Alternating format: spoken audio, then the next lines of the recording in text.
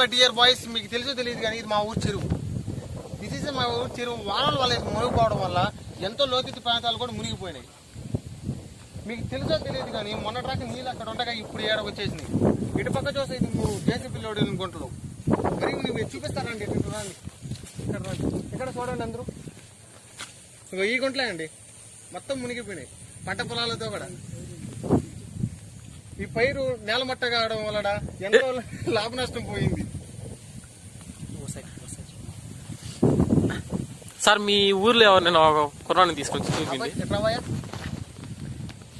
మొన్న రాక నీ పైరులే అన్నారు, ఏమడయ్యా మునిగిపోయి వాన వాన అటల్ చెప్పురా అబ్బాయి. వాన వచ్చి తోడు మునిగిపోయినాయి. అట్ట తిరిగి చెప్పు అబ్బాయి. వాన వచ్చింగా మునిగిపోయినాయి. ఎంత పెట్టుబడి పెట్టుంటారు? ఎంత పెట్టుబడి పెట్టారండి మీరు మా ఇంటికి? మేము 1 లక్ష రూపాయలు దాకా 2 లక్షలు దాకా. నష్టం ఎంత పోయింది మొత్తం పైరు వల్ల? కాస్ట్ అయిపోయి ఉంటుంది చెప్పాలి.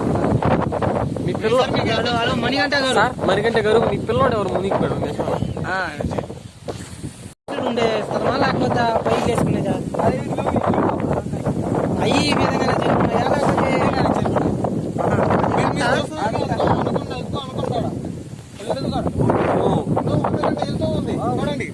ఎవరక్కడ?